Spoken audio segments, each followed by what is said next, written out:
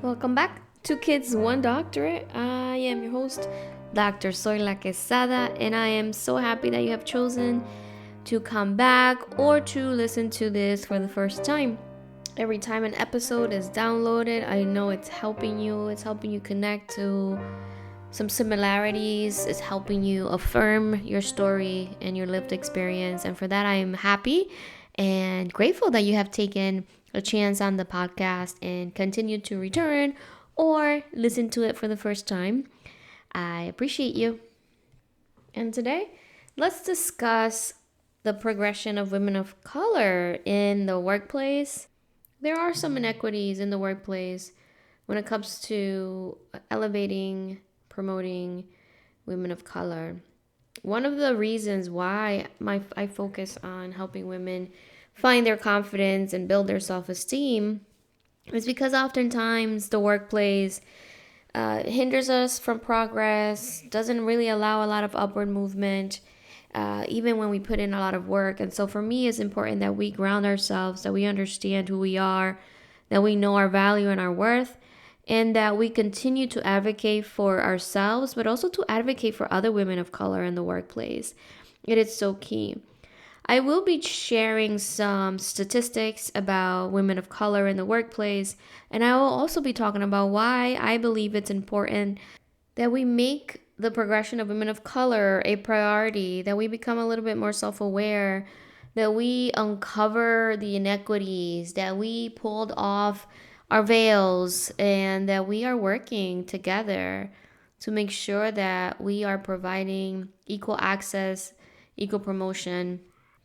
I am a woman of color, I am Latina, so just know that that's the lens I'm going to be speaking from, the lens of understanding the experience of a woman of color in the workplace and also understanding historical context, understanding experiences, understanding all the isms, understanding intersectionality. I come from a background of about 17 years in the diversity, equity, and inclusion space, which is a very wide umbrella. So, under that, one of the pillars of the work was also being, educated and knowledgeable on all of these things and the inequities that we find ourselves in the workplace and in business as well. I want to take a moment to offer my gratitude to the women that have come before you and I, the women who have set forth a path, who have cleared a lot of barriers for us to begin to have a voice in the workplace, to begin to be seen as a valuable and as an asset in the company or the organization. Thank you, thank you, thank you. There's still work to do, but not because you haven't already done the most for the rest of us. So for that, we thank you from the bottom of our hearts. And one of the challenges that we have in the workplace is that we're at an intersection, right? We're women and we are people of color, right? And where we are at that intersection, we're there's some barriers, right? Some that are unspoken, some that are not intentional, perhaps, some that are very intentional, and some that are very loud that we can hear and see them, and we are experiencing them, and some that we cannot put words to or describe, but we know it's happening. And some things that might be hindering the progression of women of color are some of, the isms, like because we're at the intersection of gender and race, also perception, expectation from others, disrespect, what else? Biases, ability, disability, LGBTQ, those intersections, it's like at every intersection, every layer of minoritized identity that we have, the tougher it is for us to thrive and progress in the workplace. And let me be clear, not because we are at those intersections is it difficult. It's because of how others perceive us, it's how others support us or don't support us. It is because of the isms is because of the systemic stuff that's lingering still in our society and in workspaces. It's not because we were born a woman of color, but it's because of how society and the workplace and still a lot of systemic stuff functions against our progression. According to the Center for American Progress, women of color represent only 5% of executive or senior level officials in S&P 500 companies. And that is despite comprising approximately 19% of the total population of women in the United States. The National Association of Women Lawyers reports that women of color make up only 2% of law firm partners. And I didn't pull any data on medical doctors, but I assure you it's about the same or lower than that for women of color in medicine. And let's talk about the pay gap. The gender pay gap affects women of color significantly. So, according to the National Women's Law Center, Black women in the United States earn 63 cents. Latinas earn 55 cents, and Native American women earn 60 cents for every dollar earned by white, non-Hispanic men. Now, if you can think about the trajectory of your career and your life, you are losing a lot of income. And this gender pay gap, and I should say racial gender pay gap, persists across different professions, educational levels, and this indicates the systemic disparities, the inequities, because it's not that we're less prepared. Oftentimes we are more prepared than the white man, than the white woman. However, we are still being underpaid, underrepresented, undervalued, undersupported. Shall I continue? And in business, women of color face significant challenges as well in accessing capital, resources, and networks to start or scale the business. About 47% of all women owned businesses are owned by women of color, yet the resources, the access to capital hinders us from that progression and that success that we see in white men owned businesses or white women owned businesses. If you haven't already, I would like to challenge you to see what similar statistics are for your state or for your region, even for the field you're in, just so that you're a little bit more aware about how these numbers are. Also, check on the data from your company. What is it looking like? How many women of color are being promoted? How many women of color are being retained? How many women of color do you have in executive office, leadership offices? Begin to really look at that, because these things do exist. It's just that we're not talking about it. We're not discussing it in our day to day. And the more you begin to research and do your research, and you begin to become a little bit more rather more aware of the situation that you are in, or the system that you are surviving in, you'll begin to really put the pieces together. So I challenge you to look into this data for your state, region, company, career field, etc. And now you know, because a lot of it is not our fault. We come into these systems well prepared, can do the job, we bring the skills, we understand our place in the workplace, and we still try to survive through it and also attempt to thrive in it. So I want you to remember that progress may be challenging, but it's not impossible. We know many women who have made it through, who have broken that ceiling, who have broken through doors and windows to get to a place where not only are they serving themselves in their roles, but they're also providing representation and ailment for us, that we're looking up to them saying, it's possible, it's possible. So don't think it's impossible. It totally is. It will take some work. It will take some, discussions with people, but also with systems. It will take perhaps being part of the change for you as well.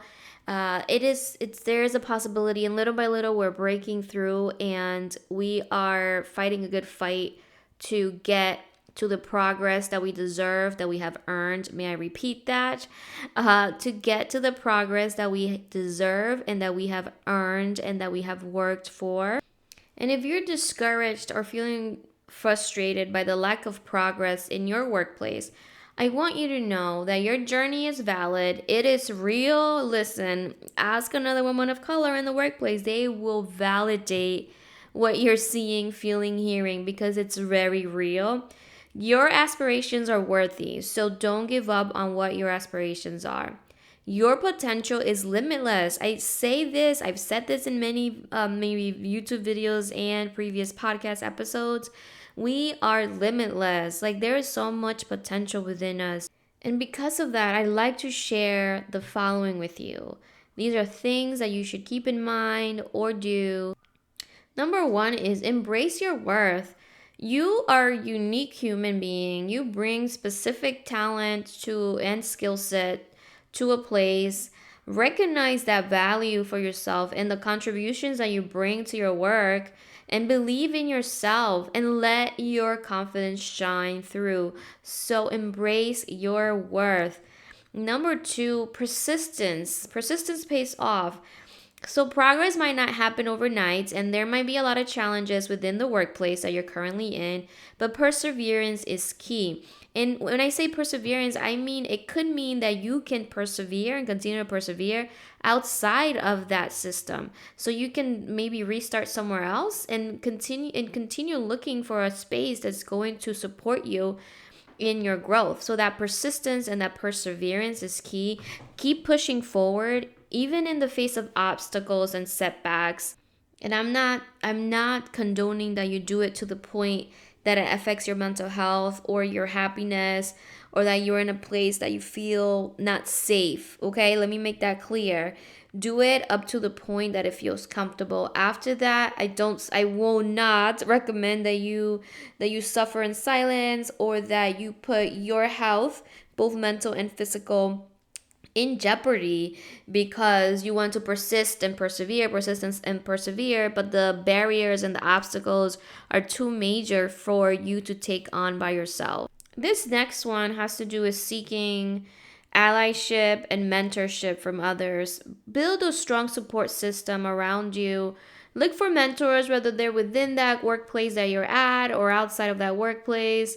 It is important that you get not only mentors, but also advocates, mentors that can become advocates, because you need folks that are in certain rooms and are at certain tables to advocate for you. So surround yourself with people who uplift and advocate for your growth. We women of color have been each other's biggest supporters and advocates. Network and collaborate. Connect with other women of color in your industry, your field, or your specific workplace. Share your experiences, exchange the knowledge, support each other's journeys, collaborate, find collective empowerment. This is so positive. When I've been in workplaces, I've found that collective empowerment has been what has kept me going strong within a particular organization or company. And this can lead to breakthroughs and it can lead to new opportunities.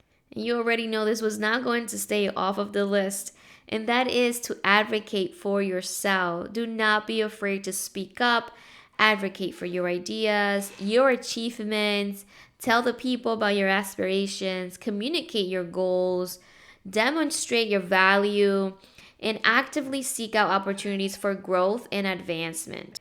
When I speak about confidence, I don't only speak about like showing up, faking it till you make it. Because when you're confident, you don't have to fake it until you make it. Like you're actually doing what you're doing because you're good at it and because you acknowledge that you're good at it. So, because you are confident, you're also competent.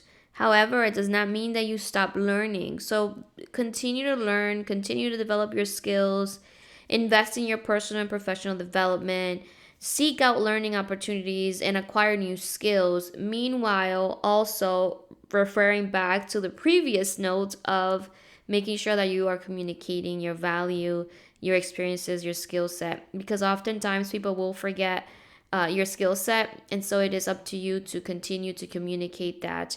And for this part, I like to put in a plea, a beg, an ask for women of color to support one another in that way, to acknowledge that person's skills and that person's value in a meeting setting, in a group setting, so that others can hear it, right? So that it's not just that one woman of color speaking for herself, but also that we are supporting one another in acknowledging that out loud to others. And let's be quite honest, if you do all the things and still that path to progression is not opening up, you can consider alternative avenues. We've had such a high amount of women of color leaving workplaces to build up their businesses because they gave it their all, they followed through all the steps that they were supposed to, and yet progression wasn't opening up in the ways in which they deserved, in the ways in which they were working towards it. And if that is not your jam to go out there and create a business and work for yourself, you can also create avenues of opportunities in other either fields. So if you wanted to change careers, because you can transfer your skills to another career, you can look for that. You can also look to change workplace, to get to go to another company that has a culture that's more fitting to supporting and promoting women of color. And last but not least, remember your impact. Recognize and believe that your presence and your collaboration and your input, everything you're doing in that workplace is significant and can inspire others who are coming after you. The world continues to need us, and the world continues to need you.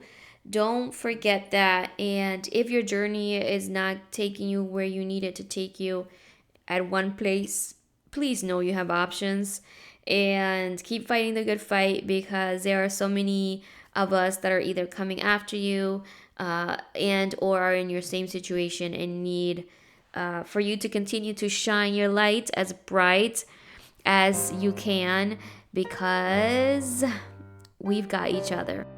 Thank you for listening. I am Dr. Zoila Quesada, and this is Two Kids, One Doctorate. This episode will be so helpful for other women in your circle who need to hear that they are already doing the thing and they're awesome, amazing, and that we see each other and we recognize the challenges. We are worthy and we are valuable. Take care.